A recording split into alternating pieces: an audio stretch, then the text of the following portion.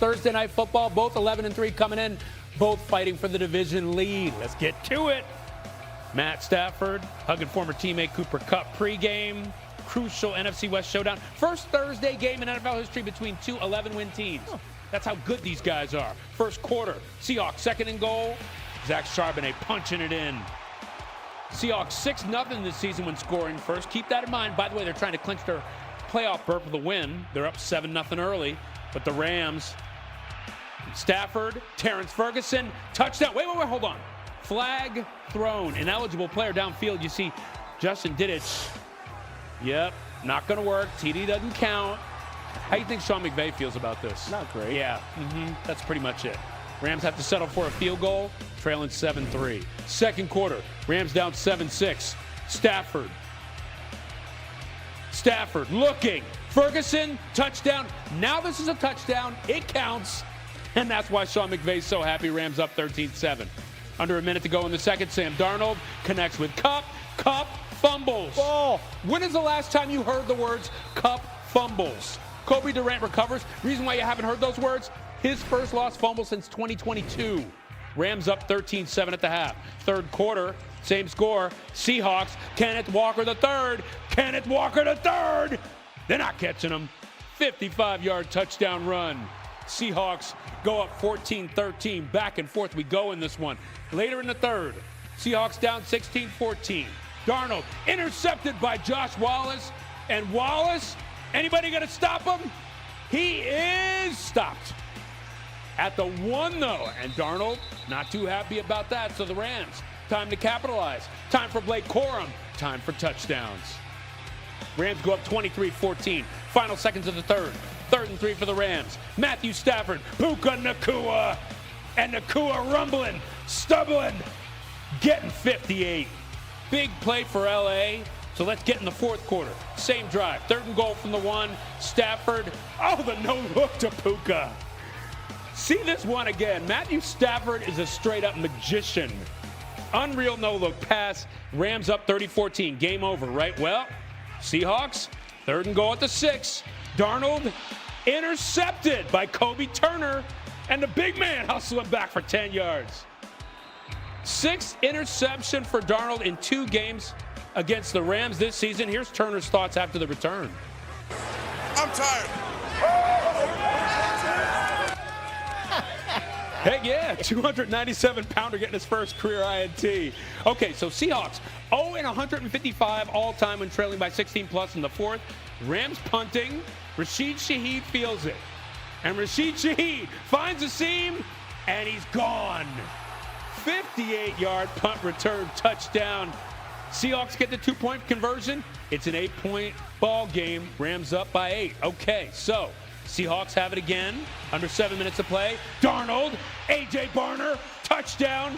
Seahawks now down 30-28. 2-point conversion time. Can they get it done? Pass deflected, incomplete. And you see Zach Charbonnet just kind of walking into the end zone. But check this out. After review, turns out Darnold threw it backwards. That was casually recovered by Charbonnet in the end zone. And this thing counts. Conversion is good. That is heads-up play, Hand baby. the ball to the ref. That's what you're supposed to do, That's baby. right. That's right. Seattle ties it up at 30. The fans all over that one. Okay, just over 2 minutes to play. Rams trying a 48-yard field goal. Harold Mevis' kick, no good. His first miss all season. McVay not loving it, but Mike McDonald's all hyped up. And guess what? We're going to overtime. In OT, Rams with the ball first. Matthew Stafford to Blake Corum, tipped, intercepted by Ernest Jones IV. But after review, take a look at this one. Is it an interception? I don't think so. Incomplete. Rams keep the ball. 3 plays later, Stafford. Who's he looking for? What do you think? Puka Nacua. Over the middle, 41 yards to the house. Rams take a 37-30 lead. Now, Seahawks have to answer. 2nd and 8, Rams territory. Darnold, deep to Kupp. Toe tap catch. God. He's still got it, baby. He's still got it, baby. You doubt him? You doubt at your own peril. 21-yard gain later in the drive. 1st and goal. Darnold dropping back and looking for his main man, Jackson Smith and Jigba. Touchdown, Seahawks down 37-36. They're going for two. Darnold looking, finding Eric Saubert. That's the two-point conversion. That's the win. Seahawks win it in walk-off fashion in OT. They beat the Rams 38-37. And what a difference this win makes for Seattle in a crowded NFC race. They go from being the 5th seed to the top spot in the conference. Seattle now controls its own destiny for the #1 seed with 2 games left, both on the road. They got next week at the Panthers and the pivotal matchup at the 49ers in the regular season finale. Boy, I'm out of breath after that one, but I still got to talk to Damian Woody, our NFL analyst. And Damian, I can't wait to talk about this. What did you think of the Seahawks going for 2 at the end of overtime?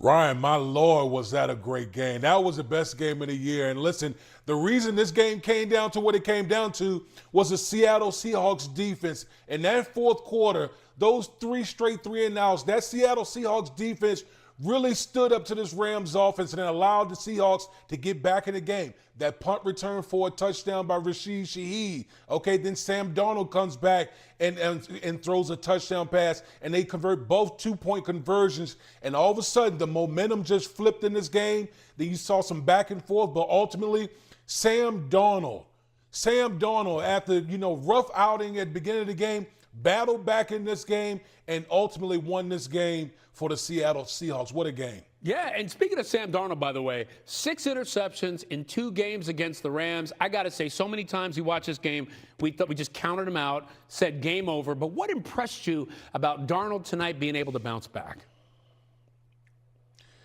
Well, he just stuck with it. I mean, listen, we've been talking about the Rams were his kryptonite, and it looked like for most of the game, the Rams had his number on defense. But, again, he kept getting the opportunities again and again and again, and Sam Darnold just made those plays in the critical moments in this game. What we've been saying about Sam Darnold is this. Can he win the big game? Can he win the games that you need that count the most? And in the biggest game of the year, to take command of the NFC West, Sam Darnold plays his best ball at the end of the game. What a game for him. Yeah, and you know what? You said it. This is kind of the best game of the year. Instant classic indeed. And the best quarterbacks win the biggest games. That's exactly what Sam Darnold did tonight. Damian Woody, thanks so much. Appreciate it. Thank you. And now new on SportsCenter, Rashid Shaheed with Lindsey Theory. Rashid, a huge turning point in this game. Your return punt for a touchdown. Tell me about it. That was execution. Something we've been talking about all week is getting me sprung for a touchdown. That type of play only happens when 10 other guys are doing their job, man. So shout out to them, and it gave us the spark we needed. You guys score 16 points in just about 2 minutes. How did you do it on offense as well? Resilience, sticking together, believing in each other, focusing on what we practice and preach every single day. And the turnout is exactly this, man. This is amazing. Sam Darnold has had a tough go against the Rams. What does this mean for you guys to get this for him? It means everything. It means momentum for him. I know it's going to feel good, but we got more work to do, man. Sam is a competitor, and he always wants to play well, and I felt like he came out here and he answered well. A lot in the line in the division tonight. You guys now overtake the NFC West. Tell me about the celebration when this ended. We're definitely going to celebrate, man, with the 12s, with the team, with the coaches, with the staff. This is definitely feels good, man. It feels so good. Congratulations. Thank you. Thank you. D. Wood back with us for a little more discussion surrounding this one, this time regarding the losing end of the equation in the Rams. How does this type of game, and really for the Seahawks, how does this type of win change the team's mentality as they roll into the postseason? Well, listen, anytime you get a big win against your nemesis within a division, I mean, it just gives you that momentum as we hit the going into the playoffs. And so for Seattle, obviously you talk about Sam Darnold exercising some demons, going back to last year when he was with the Minnesota Vikings, going up against the Rams, and obviously, his earlier game in Los Angeles, and then be able to come back and acquit himself and come out here with a big win. That's huge for this Seattle Seahawks team, because this team right now, they play championship-type defense, and the quarterback exercised demons against the Los Angeles Rams tonight. Doesn't hurt that you can run the ball for over 170 yards, an ailment of this roster really heading into this matchup. But flipping over to the Rams part of this, right? What do they take away? What can they take away from a loss like this one? Well, listen, Matt Stafford is still, he's still one of the best quarterbacks in the National Football League, throwing for almost 500 yards, and Puka Nacua going nuclear tonight. Listen, at the end of the day, they were going up against, one of the best defense in the league. And in that fourth quarter, it really showed where that defense really stood up against this Rams offense. And at the end of the day, these games comes down to a couple plays here and there. And you got to credit the Seattle Seahawks for making the critical plays to go out here and win this game on their home turf. Now, speaking more to the Rams and what they do moving forward, the idea that they were top dog in this NFC and they had to be knocked off the top of that hill. Seattle's able to do that. But are we still looking at the Rams as a team to beat by the time we roll into late January, potentially into February? Absolutely. The Rams are still one of the best teams in all of football, not just in the NFC. And you also got to remember, no Devontae Adams tonight. That's a huge piece to the Rams offense, particularly in the red zone. And so, listen, this was I'm sure this loss is definitely going to hurt. You never want to lose to your division rival. But this Rams team isn't going anywhere. They got a quarterback, an MVP-type quarterback in Matthew Stafford. Obviously, we saw what Puka Nacua can do. They got a very good defense over there with Los Angeles. And when they get Devontae Adams back, it's just going to make them that much more dangerous on offense. For Seattle, the run game and being able to play really stout defense are two of the things that folks always say helps you when that weather turns into a little bit colder climates. Is this repeatable for Seattle, this type of production on the ground, or are we looking at a statistical anomaly? No, listen, Seattle is one of those teams, they want to run the ball. They run the ball at one of the highest rates in the National Football League. They're not necessarily that efficient at doing it, but they want to continue to run the ball, and they have one of the best defense. They have a top 2 defense in the league, and so, this is absolutely repeatable for the Seattle Seahawks. And if Sam Darnold can clean up on the turnovers, this team is just as dangerous as any other team in the National Football League. As we watch Sam Darnold work through those turnovers, man, it is hopeful to know that he was able to bounce back, but we shall see if he's able to make that a consistent thing, that being the bounce back, and obviously hoping to avoid that on the front end. When you watch those turnovers occur, was it a matter of him staring down a receiver too long? Was it an issue of him seeing ghosts, as he's mentioned in past outings? What does it boil down to, especially this time of year where Sam Darnold seems to show some faults in the armor at times?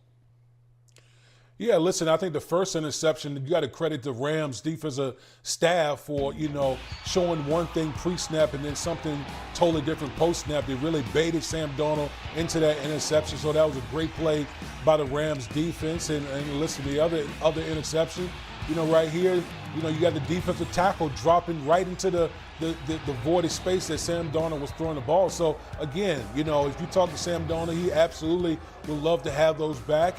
But I think the most important aspect of this whole thing is he battled back in this game. He battled back. He made critical plays in the fourth quarter and overtime to ultimately win the game. Yeah, it's tough when a zero shade or a 2-eye technique is just in a place where he ain't supposed to be, right? Like, I can't blame Sam too much in that regard. D-Wood, appreciate you hanging on with us, big dog. As always, man, we'll talk to you again soon. Nuance Sports Center here. Sean McVay at the podium after a tough loss. Never seen anything like some of the things that occurred, but you know what? You give them credit. Great back and forth battle, but I'm excited about how we're going to move forward as a football team. Love this group, and we'll respond like we always do. What were some of the things you had to say? I'm not going to explain on it. Did they explain? No, they didn't. Never seen that. That's what I'm talking about. Yeah. So Puka just tweeted something out, kind of taking like a veiled shot there for the refs. I mean, what are you talking about? You just put something on Twitter a couple minutes ago. So what are you asking me right now? Are you okay? I can't answer questions about something that I'm not aware of. Okay, but are you okay with players kind of expressing frustration over things like that? Or is that something that you hope that they kind of keep to themselves? I got to have more information before I answer any of those kind of questions. What conversations have you had with Puka about his live stream this week? Yeah, he was very apologetic. I don't think he understood the totality of some of the things. I think he issued that apology. I know this guy's heart, and for anybody that was offended, terribly sorry about that. I know he feels that same exact way. He's a young guy that's a great kid that's continuing to learn about, just the platform that he has. I love him. We're going to continue to put our arm around him and help him learn and grow. But we never want to do things that ever offend anybody, and I know he feels that same way. How about those guys coming onto your property at the facility in a short week as you're preparing for the biggest game? Yeah, I don't know anything about that stuff. They came on our property. They were outside the parking lot. Because he said on the live stream that you were mad. I was? I don't think, no. Did he say my name? He said, boss man. I assume that was you. It wasn't me. Yeah. Did it feel like a distraction this week? No, it wasn't a distraction at all. Did you think his play showed that he was distracted? I didn't think so either. He went off today. He didn't. And you know what? And I apologize for. You know what? I love this team. And man, when you put out as much as our group does, and you care so much about something, and you come up short, it's incredibly disappointing. But as it relates to just the things that you're asking, we always want to make sure that we handle ourselves with class, learn from it. I'll put my arm around him and continue to educate our guys. I love this team. I love his heart. I think he's going to continue to grow and mature. And I'm going to be there right there with him to continue to help do that. As far as the other things, I know that wasn't a distraction. There were some things that came up. You address it. And you keep it moving. And I think, most importantly, you never want to offend anybody. And I know that that's where his heart is as well. As far as the game's concerned, it was a great back and forth battle between two really good football teams. What I was referring to is that I've never quite seen anything like what happened on the 2-point conversion, where you're lined up to kickoff. Then they say it's a fumble because they had the clear and obvious recovery. Now you tack it on, you make it a 30-30 game. Very interesting. Didn't get a clear explanation of everything that went on just because of some of the timing of it.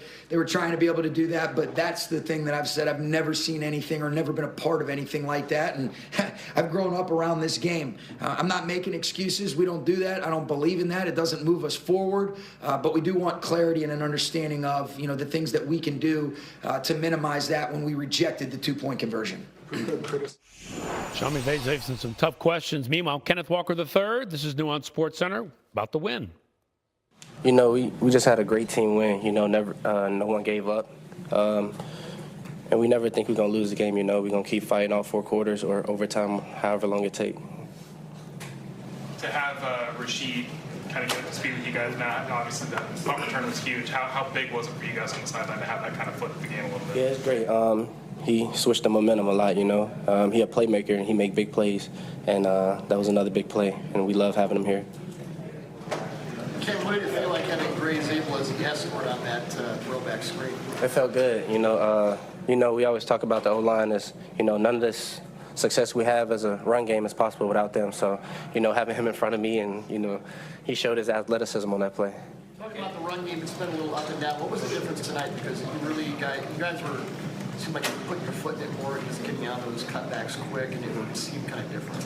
Yeah, I believe we just executed better. All week we talked about the run game and, ways that we can, spring it open. So the execution was much better this week. And did you guys have any idea what was going on the 2-point conversion where eventually got ruled that it was good? Well, I'll speak for myself. I didn't know what was going on until I looked at the review, and then Zach picked the ball up, and they gave us 2 points, so we'll take them. What kind of a heads-up play is that by Zach, the presence line? It's good. Great heads-up play. We talk about it a lot. We call it eat drill. Anytime the ball is on the ground, you'll see defense doing it all the time. They pick it up, and Zach did the same thing, and, that's where it got us. Thriller, here's Mike McDonald. This is Nuance Sports Center. All right. Holy smokes. What a great football game. First of all, an incredibly electric atmosphere. Just an all-time great atmosphere showing by our 12s. Shout out to all our people and for the Seahawks too. All the lights and it's just an electric atmosphere. And then, with all the adversity we're dealing with throughout the game, they didn't leave us. Not a seat was empty. Given all the circumstance, and they stuck with us, and our team could feel it, and it was awesome. And just talking about our football team, and just so proud of our group. This is who we are. We set out to just show that, to prove to ourselves who we were as a team. Obviously, there's a lot that did not go our way today, both Good job by the Rams. Some of the stuff that we got to, obviously clean up on our end. I mean, the list goes on and on. But I'll tell you what, like, the resiliency is, the relentlessness is there. The character of this team is there. And they have each other's backs, all three phases. I mean, it's all that stuff we've been talking about since we walked in the door is real, and they've earned that. So just really, really, really proud of our group.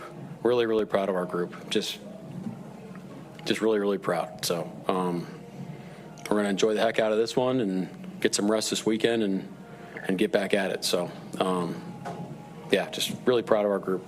Can you tell us about the decision to go for 2 in overtime? Well, it was something we had talked about really throughout the season, and then really particularly for this game because of the playoff situation. You play for the tie and, lock up a playoff seed. But I just felt great about our play, and I trusted our guys. And to Clinch credit too, he was really confident, and then the players ultimately make it happen. So once we got that drive going, it was pretty clear on what we were going to do. But there was some thought, given the circumstances, that maybe in that situation you would just kick the. I mean, it was an option, but like starting that drive, thinking about how we were going to handle that. I made up our decision on how we're going to handle it. Frank, it might not be fair to ask to pinpoint something. Can you say a why? Is there a common why as to how you came back from 16 down with 7 minutes left? Is there a factor? You mentioned the resiliency, but is there? It's those guys in there. They decided that they're going to play a certain way and be the team that they talk about, and they back it up every day. Every day. No matter the circumstance, they do it. I mean, defensively, we're down guys, they're moving the ball up and down the field, and we're coming up with red zone stops and making adjustments and fighting our tails off, and then our punt return team makes a huge play. Offense starts picking. It's just, that's who they are. It's the players. He's not got it. After a season-high 225 yards, let's check in with Puka Nacua in the locker room. Some of the 2-point extra plays and some of the opportunities where our defense had executed, make them snap it one more time. But yeah. What kind of conversations, if any, have you had with McVay regarding what happened during the week? Coach has just echoed that he's always in continuous support of me. He's disappointed in some of the actions, just distracting my teammates, and some I know I'll learn from, and some I don't want to be a distraction in any week, and especially in a short week. So we had talked about that, and he's right there behind me. Did it feel like a distraction this week? I enjoy playing this game of football. I do everything I can in the week to prepare myself. So just there's definitely some noise, but I wouldn't say distraction. What did you learn from this mistake? Just there is a time and place for some things, and there are comments that I should definitely say to the guys in the locker room, and to be aware of the situation that we're in, but then also just to stay and use every moment to prepare for the week. Your position, for a massive extension coming up, do you feel like kind of episodes like that can detract from your ability to cash in? I try to do my best to continue to prepare and help my teammates and help this team perform on the days that we're needed, and that's something that I know I can continue to do, and to show that to our organization. How emotionally tough is it to get over a loss like this where you guys lead by 16 points in the fourth quarter? I think, it goes back to some of the moments that I mentioned earlier, of just the opportunities we have to take the game out of anybody else's hands. We have those moments to continue drives in the late third quarter and early fourth quarter where we're not executing on third downs, and I know those moments are some of those third down calls are coming to me. So I will go back and look at the tape, and I know I'm my biggest critic, and the guys around me will help get us each other better, and I'll be able to perform. In the live. All right, Sam Darnold, the man who heard this 38-37 instant classic win for Seattle, clinching a playoff berth. He joins SportsCenter now. Sam, great to have you on with us. Sam, let me ask you, you come into the fourth quarter, you're down 30-14. Seahawks record, I think, in history is something like 0-150 plus when you're in that situation. What are you telling your teammates on the sidelines to say we can win this thing? Yeah, just one play at a time. I think that's been our mindset. The entire season, no matter what happens, we just keep fighting, and that's the mentality we have as a team. We're relentless, and we're just going to continue to push no matter what happens throughout a game. So what do you tell yourself then? Because it was a rough go in moments of that game, and you're able to recalibrate, allow your teammates to spot you in certain situations as well. How are you coaching yourself to get to this comeback? Yeah, I think for me, it's about all the experiences that I've had, that I've lived through. I haven't necessarily played my best football at times, but I've always come out on the other side. So whenever we got a chance to win, I'm just going to go out there with the same mindset, letting it rip when a guy's open, and understanding that my teammates, as long as I just get the ball in their hands, they're going to make me look good. Sam, this is one of the most incredible games for two-point conversions that I've ever seen. We're going to ask you about a couple of them, but I want to ask you about first, Zach Charbonnet. Tell me what was going through your mind on the play where it looks like it's incomplete, looks like you didn't make it, but somehow Charbonnet gets it in. Yeah, I'm glad he picked up that fumble, I guess. Just how we drew it up. I told the receivers after that play, I was like, I knew that was a lateral. Me and Zach had talked about that. We knew Jared Verse was going to tip the ball, and Zach was just going to pick it up, and no one was going to be around it. We had talked about that before the game started. So, well done. Yeah, exactly. I like, and then take us to the other two-point conversion, the one that winds up winning that bad boy for you, knowing that you have to have it. Yeah, we have, we obviously have a great coaching staff that puts together, a lot of great plays in every single situation, especially on a short week too. Just putting together that plan for us was incredible. Just having those plays available to us, and we felt really good, obviously, about the two-point play that we ran there at the end. I felt really good about it, and just understood where my outlet was. And I just want to give a huge shout out to Eric Saubert for being at the right place at the right time. Indeed. All right, so you clinch a playoff spot tonight. This is a big win. It's a classic, but it's one of those gut check wins that sort of puts you in this mind frame of this is what we can do. So how do you use this win, the momentum from it, as you head into the playoffs? Yeah, it's a great win, and it's great for me especially to just have family here. I have a lot of family and friends that came in for the holidays, to celebrate. Well, we got a couple days off here this weekend, so it'll be nice to get the mini bye, as we call it, to get a couple days off. But it's right back to the drawing board. We obviously have a lot of work to do. We still left a lot out there, I feel like, on the field. But again, we finished as a team. Our defense, our special teams stepped up when we needed them, and we stepped up in the end when everyone needed us. So. Great time for a mini bye, Sam Darnold. Big win for you. Congratulations to you and the Seahawks. Best of luck the rest of the way, brother. Congrats, man. Honestly, I'm going to tell you the truth. I have not listened to it or been a part of it. I understand that he said some things that maybe he has apologized for since then. I have not spent the time. This is a short week for us, and I've been grinding like crazy to try to get the game ready. I'll probably have a better comment for you after I listen to it, probably next week or something like that. I just want to be honest with you. Appreciate you asking. It being a short week with a huge game. Yeah. Right? Was that a distraction for you at all in terms of? To be honest with you, I didn't even have time to think about it. I obviously, I don't want to speak for him. Like I said, I haven't listened to it or seen it or whatever it is. I just know that I was focused as much as I could to get ready to play this game as fast as I possibly could. I feel like a lot of guys on our team were in that boat, to try and do that. But I'll have more time to look at it and give you guys a better answer, later, probably next week.